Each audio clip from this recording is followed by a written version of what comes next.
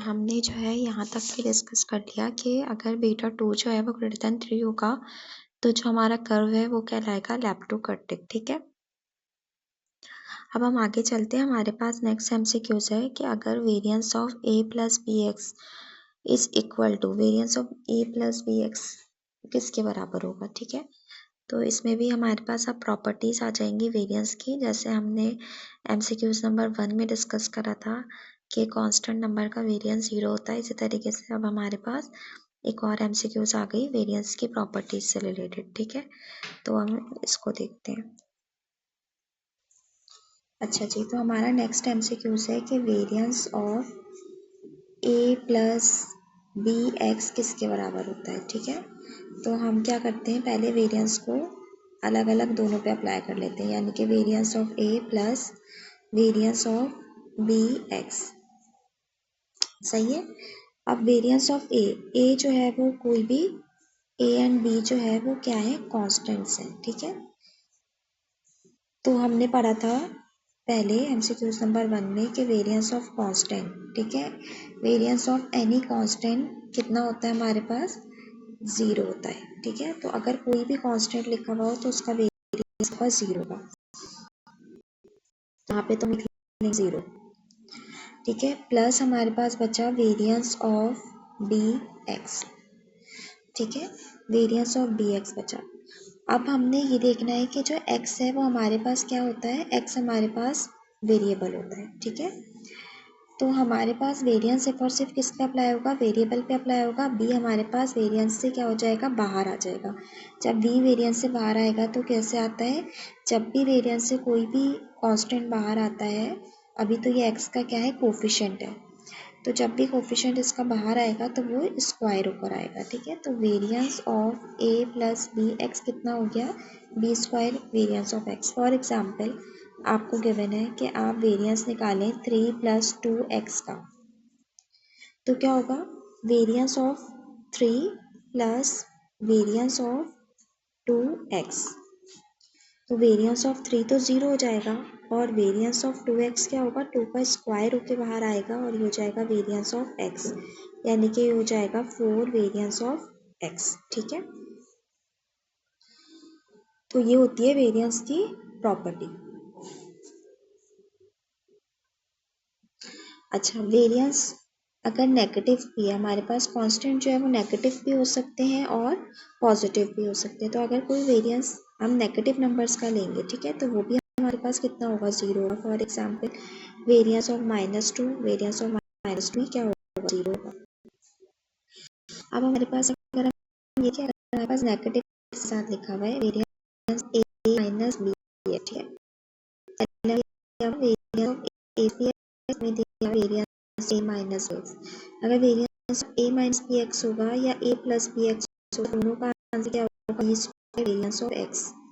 और वो कैसे होगा, क्या आप जब इस पे रूल अप्लाई करोगे, variance of a minus b x variance of a plus variance of minus b x. अब जो x का कोफिशिएंट है वो पॉजिटिव नहीं है बल्कि नेगेटिव है, तो वेरिएंस ऑफ a कितना होगा, वेरिएंस ऑफ a हमारे पास 0 होगा और variance of minus b x कितना होगा, माइनस बी जब बाहर आएगा तो वो स्क्वायर ऊपर आएगा और नेगेटिव नंबर्स का जो स्क्वायर होता है वो क्या होता है, वो पॉजिटिव होता है। ठीक है, तो ये variance of a minus b x आए या variance of a plus b x आए, दोनों का आंसर क्या है, सेम है।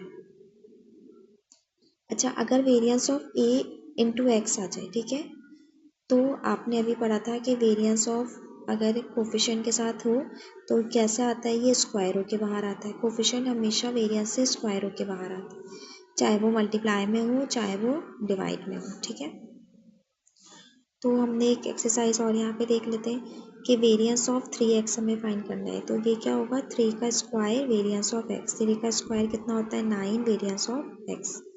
इसी तरीके से अगर हमें वेरिएंस ऑफ 3 + 2x निकालना है तो वेरिएंस ऑफ 3 तो 0 हो जाएगा जबकि 2 का स्क्वायर होके बाहर आएगा। ठीक है, तो ये इसका आंसर कितना होगा, 4 वेरिएंस ऑफ x। अगर हमें निकालना है, फॉर एग्जाम्पल हमारे पास आता है वेरिएंस ऑफ 6 + x/2। ठीक है, तो इसका आंसर क्या होगा, वेरिएंस ऑफ 6 तो 0 हो जाएगा और 1/2 क्या होगा, स्क्वायर रूट के बाहर आएगा और वेरिएंस ऑफ एक्स हो जाएगा। तो 1/2 कितना होगा, 1/4 वेरिएंस ऑफ एक्स। ठीक है, तो ये होती है वेरिएंस की प्रॉपर्टी। वेरिएंस की एक प्रॉपर्टी क्या होती है, कोई भी कांस्टेंट हो उसका वेरिएंस 0 होगा। कांस्टेंट कोई भी नंबर हो सकता है, नेगेटिव भी हो सकता है, पॉजिटिव भी हो सकता है। एक्स आपके पास वेरिएबल होता है। वेरिएंस की प्रॉपर्टी क्या है कि अगर आपके पास वेरिएंस इस तरह से लिखा हुआ हो a प्लस बी एक्स, तो आप इसको अलग अलग लिख सकते हैं। अलग अलग लिख सकते हैं तो वेरिएंस ऑफ कांस्टेंट कितना हो जाएगा, 0 हो जाएगा।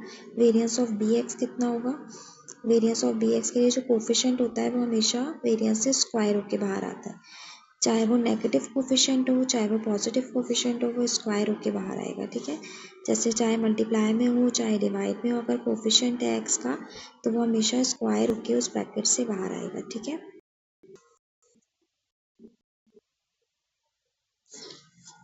अच्छा, तो अब हमारे पास पूछ रहे हैं variance of a plus b x is equal to. ठीक है, तो क्या होगा, variance of a plus b x, हमारे पास वेरिएंस ऑफ a तो नहीं होगा। ठीक है, क्योंकि वेरिएंस ऑफ a तो होता नहीं है, और a square variance of x भी नहीं होगा क्योंकि a के साथ तो कुछ x है नहीं, तो इसलिए वो तो स्क्वायर रूट के बाहर नहीं आएगा। अब हमारे पास दो ऑप्शंस बचते हैं, एक b square variance of x और एक वी बी ऑफ x। ठीक है, तो अगर b square variance of x यानी कि फर्स्ट वाला ऑप्शन नहीं होता तो हमारे पास सेकेंड वाला ऑप्शन भी सही था।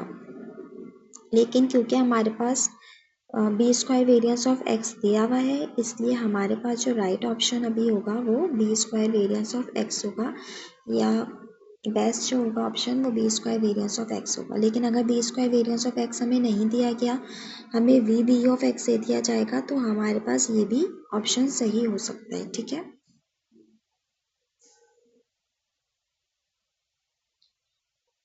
अच्छा, उसके बाद हम नेक्स्ट में चलते हैं और हम अभी थोड़ा सा जंप करते हैं लास्ट वाले पे। ठीक है, वहाँ पे दिया हुआ है the variance of the values 3333 is. तो क्योंकि हम वेरिएंस ही पढ़ रहे हैं और वेरिएंस की प्रॉपर्टीज ही पढ़ रहे हैं, तो फिर हम ये भी देख लेते हैं, क्योंकि ये हम पहले भी डिस्कस कर चुके हैं, इसलिए हम लास्ट वाली एमसीक्यूज पहले कर लेते हैं। तो जैसे कि हम पढ़ चुके हैं कि वेरिएंस ऑफ कांस्टेंट जो है वो 0 होता है। वेरिएंस ऑफ कांस्टेंट कोई भी नंबर, जैसे 3 है वो 0 होगा, जैसे वेरिएंस ऑफ -3 है वो भी 0 होगा। तो कांस्टेंट का मतलब क्या होता है, हमने ये पहले भी डिस्कस किया है कि कांस्टेंट, फॉर एग्जांपल आपके पास ये लिखा हुआ है। ठीक है, कांस्टेंट हो या आपके पास रिपीटेड ऑब्जर्वेशंस हो। रिपीटेड ऑब्जर्वेशंस में क्या होता है, वेरिएंस असल में आपके पास बताता क्या है कि आपके डाटा की वेरिएशन क्या है। ठीक है, तो अगर आपकी सारी वैल्यूज सेम है तो इसका मतलब है आपके डाटा में तो कोई वेरिएशन ही नहीं है, तो वेरिएंस अब इस एक्स का कितना हो जाएगा, 0 हो जाएगा। तो जब भी आपको रिपीटेड ऑब्जर्वेशंस नज़र आए या कोई कांस्टेंट का वेरिएंस पूछे तो उसका वेरिएंस हमेशा क्या होता है, आपके पास 0 होता है। ठीक है, लेकिन अगर x आपको ऐसे दे दिया जाए, फॉर एग्जांपल 333 दे दिया गया और आपको साथ में 1 दे दिया गया, ठीक है, तो इसका कुछ ना कुछ क्या होगा, इसका कुछ ना कुछ वेरिएंस होगा, क्योंकि कोई वेरिएशन हमें नज़र आ रही है 1 और 3 में कोई वेरिएशन है, लेकिन यहाँ पे कोई भी वेरिएशन नहीं है, सारी चीज़ें जो है वो सेम है, तो इसलिए इसका वेरिएंस क्या होगा, 0। ना सिर्फ वेरिएंस 0 होगा बल्कि इसका स्टैंडर्ड डेविएशन भी 0 होगा, इसकी रेंज भी 0 होगी, इसका क्वार्टाइल डेविएशन भी 0 होगा। इट मीन्स इसके सारे मेजर ऑफ डिस्पर्जन क्या होंगे, 0 होंगे। तो ये जो लास्ट वाली हमारे पास एमसीक्यूज आ रही है, the variance of the values 333 is 0। ठीक है, क्योंकि ये सारे रिपीटेड ऑब्जर्वेशंस हैं, सेम ऑब्जर्वेशंस हैं, तो इसलिए इसका वेरिएंस कितना होगा, 0 होगा। तो हम एक दफ़ा और रिविजन कर लेते हैं। The variance of constant number is always 0। किसी भी कांस्टेंट नंबर का वेरिएंस 0 होगा। वैल्यू ऑफ काई स्क्वायर क्योंकि पॉजिटिव होता है, इसकी स्क्वायर लगा हुआ है, जो भी चीज़ पे स्क्वायर लग जाता है वो ऑलवेज पॉजिटिव होती है। ग्राफ हमने देख लेते हैं, ग्राफ जो है अगर टाइम सीरीज़ का बनाए तो वो हिस्टोग्राम कहलाता है, जबकि अगर ग्रुप फ्रीक्वेंसी डिस्ट्रीब्यूशन का बनाए तो हिस्टोग्राम कहलाता है। फिर हमने ये भी देख लिया था कि ज्योमेट्रिक मीन जो होता है वो nth पॉजिटिव स्क्वायर रूट होता है n ऑब्जर्वेशन के प्रोडक्ट का। उसके बाद हमने बीटा 2 भी देख लिया था कि बीटा 2 जो है वो अगर ग्रेटर देन 3 होता है तो लैप्टोपर्टिक होता है। फिर हमने वेरिएंस की प्रॉपर्टी भी देख ली कि a प्लस बी एक्स कितना होता है, b square variance of x। ठीक है, अब हम नेक्स्ट पे चलते हैं और नेक्स्ट हमारे पास है एक और ग्राफ का सवाल। 2 ग्राफ के सवाल और आते हैं हमारे पास। ठीक है, हम ग्राफ क्योंकि पहले भी डिस्कस कर चुके हैं तो हम एक दफ़ा और इसको डिस्कस कर लेते हैं। ठीक है, तो आप देखो आपके पास लिखा हुआ है, पहला सवाल है ग्राफ का कि जो आपके पास फ्री हैंड कर्व होता है। ठीक है, जो आपके पास फ्री हैंड कर्व होता है इज ऑन द वेस of studying. Free hand curve जो है वो क्या स्टडी करने के लिए बनाया जाता है। ठीक है, और एक और सवाल आपसे पूछा हुआ है, graphical representation of a cumulative frequency distribution is. तो हम इसको एक दफ़ा और देख लेते हैं। तो हमने ग्राफ डिस्कस किए थे और हमने डिस्कस ये करा था कि जो हमारे पास हिस्टोग्राम होता है। ठीक है, हिस्टोग्राम हमारे पास बनता है ग्रुप फ्रीक्वेंसी डिस्ट्रीब्यूशन के लिए, या हम कह लें कि वो किसके लिए बनता है, हमारे पास क्वांटिटेटिव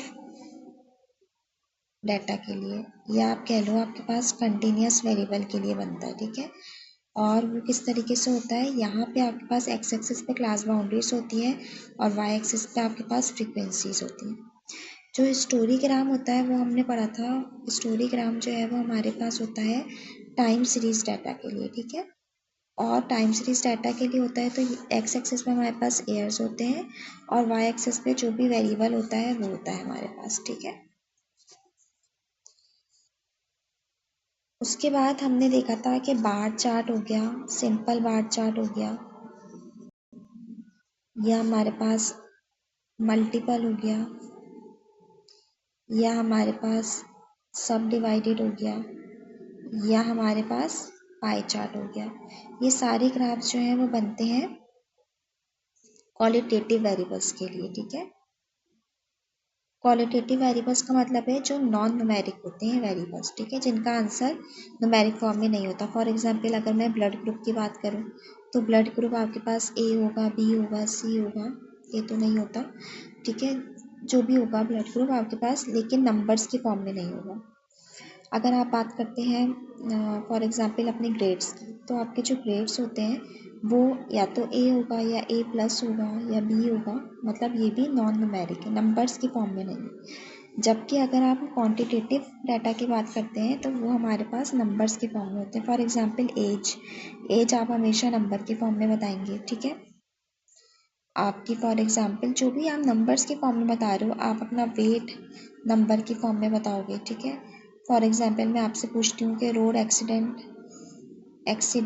ठीक है, पर डे, तो वो भी आप कैसे बताओगे, नंबर्स के फॉर्म में बताओगे।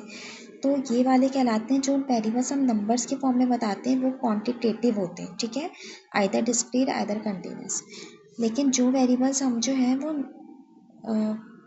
नंबर्स के फॉर्म में नहीं बताते, कैटेगरीज की फॉर्म में बताते हैं, वो हमारे पास, या नॉन न्यूमेरिक फॉर्म में बताते हैं, वो हमारे पास क्वालिटेटिव वेरिएबल्स होते हैं। उनके लिए हम ये सारे चार्ट्स बनाते हैं। ठीक है, और उसके बाद हम आ जाते हैं, एक हमारे पास होता है क्यूमुलेटिव फ्रीक्वेंसी डिस्ट्रीब्यूशन। ठीक है, जिसमें क्या होता है, हमारे पास class boundaries, upper class boundaries होती है और यहाँ पे CF होता है लेस देन टाइप। ठीक है, हमारे पास लोअर क्लास बाउंड्रीज होती हैं और यहाँ पे CF होता है मोर देन टाइप। ठीक है, तो इस तरह के अगर CF क्यूमुलेटिव फ्रीक्वेंसी को लेते हुए जो हम ग्राफ बनाते हैं उसको हम कहते हैं ओजाइव। ठीक है, ओजाइव किस लिए बनाया जाता है, ओजाइव बनाया जाता है क्यूमुलेटिव फ्रीक्वेंसी के लिए। ठीक है, उसके बाद हमारा एक ग्राफ और रह गया कि जो आपके पास फ्री हैंड कर्व होता है। ठीक है, फ्री हैंड कर्व जो बनाया जाता है वो आपके पास ट्रेंड देखने के लिए बनाया जाता है टाइम सीरीज के अंदर। ठीक है, यानी कि इसमें आपके पास आएगा सेक्युलर ट्रेंड। ठीक है, और एक और होता है हमारे पास फ्रीक्वेंसी कर्व, जो हमने कर्व बनाए थे बीटा 1 बीटा 2 में, हमने उन कर्व्स को डिस्कस किया था, उस वो हमारे पास बनता है। यहाँ पे हम एक्स एक्सिस पे मिड वैल्यूज़ लेते हैं, वाई एक्सिस पे हम लेते हैं फ्रीक्वेंसी, ठीक है। फ्रीक्वेंसी कर्व बना लें या फ्रीक्वेंसी पॉलीगॉन बना लें, ठीक है, तो वो भी किसके लिए बनता है, वो भी आपके पास फ्रीक्वेंसी डिस्ट्रीब्यूशन के लिए ही बनता है, या आप कह लो आपके पास क्वांटिटेटिव डाटा के लिए बनता है, ठीक है, क्वांटिटेटिव नॉट क्वालिटेटिव। क्वालिटेटिव के लिए जो बनते हैं वो ये बनते हैं, simple bar chart, multiple bar chart, सब डिवाइडेड बार चार्ट या पाई चार्ट, ठीक है। बाकी जो ओजाइव होता है वो बनता है कम्युलेटिव फ्रीक्वेंसी डिस्ट्रीब्यूशन के लिए, ठीक है। तो टोटल यही ग्राफ्स हैं आपके पास, और इन्हीं ग्राफ से रिलेटेड आपके पास एमसीक्यू आएंगे। तो हमारे पास जो फ्री हैंड कर्व होता है वो सेक्युलर ट्रेंड देखने के लिए होता है, ठीक है, तो ये ऑप्शन हो गया हमारे पास। नेक्स्ट हमारे पास लिखा हुआ है अ graphical representation of cumulative frequency distribution, तो उसके लिए हम क्या बनाएंगे, ओजाइव बनाएंगे, हिस्टोग्राम नहीं बनाएंगे, क्योंकि हिस्टोग्राम हमारे पास बनता है ग्रुप फ्रीक्वेंसी डिस्ट्रीब्यूशन या क्वांटिटेटिव डाटा के लिए। कम्युलेटिव फ्रीक्वेंसी के लिए हम हिस्टोग्राम नहीं बनाते। बार डायग्राम हम क्वालिटेटिव के लिए बनाते हैं, फ्रीक्वेंसी कर्व भी जो है वो हम ग्रुप फ्रीक्वेंसी डिस्ट्रीब्यूशन या क्वांटिटेटिव वेरिएबल के लिए बनाते हैं। सीएफ के लिए, कम्युलेटिव फ्रीक्वेंसी के लिए हम ओजाइव बनाते हैं, ठीक है। इसी तरीके से जो साइक्लिकल वेरिएशन होती है वो भी हम फ्री हैंड से नहीं देखते, सीजनल भी नहीं देखते, इरेगुलर भी नहीं देखते। कौन सी देखते हैं, हम सेक्युलर ट्रेंड देखते हैं, ठीक है। अच्छा, इसी तरीके से नेक्स्ट आ गया कि आपसे पूछ रहे हैं कि रिलीजन क्या होगा। तो रिलीजन आपको पता है, रिलीजन या तो आपके पास इस्लाम होगा, ठीक है, या आपके पास हिंदुइज्म होगा, ठीक है। तो इसका मतलब है आपके पास ये जो वेरिएबल आएगा वो नॉन न्यूमेरिक फॉर्म में आएगा, न्यूमेरिक फॉर्म में नहीं आएगा। आपका रिलीजन 1 नहीं हो सकता, 2 नहीं हो सकता। तो जब ये नॉन न्यूमेरिक फॉर्म में आएगा, इट मीन्स कि आपके पास जो वेरिएबल होगा वो कौन सा वेरिएबल होगा, जो नॉन न्यूमेरिक फॉर्म में आता है वेरिएबल, वो हमने पढ़ा था कि वो हमारे पास कौन सा वेरिएबल होता है, वो हमारे पास होता है क्वालिटेटिव वेरिएबल, ठीक है। तो जो इसका राइट ऑप्शन होगा वो होगा क्वालिटेटिव वेरिएबल, ठीक है, क्वांटिटेटिव नहीं होगा, क्योंकि रिलीजन अगर 1 2 3 होता तो वो क्वांटिटेटिव हो जाता। डिस्क्रीट भी नहीं होगा। डिस्क्रीट क्यों नहीं होगा, क्योंकि आपके पास जब क्वांटिटेटिव नहीं है तो क्वांटिटेटिव में ही डिस्क्रीट आता है जो नंबर्स की फॉर्म में होता है, और क्वांटिटेटिव में ही कंटिन्यूस आता है जो कि नंबर की फॉर्म में होता है, ठीक है। तो क्योंकि नंबर की फॉर्म में नहीं है तो इसीलिए हमारे पास ये क्वालिटेटिव डाटा है, ठीक है।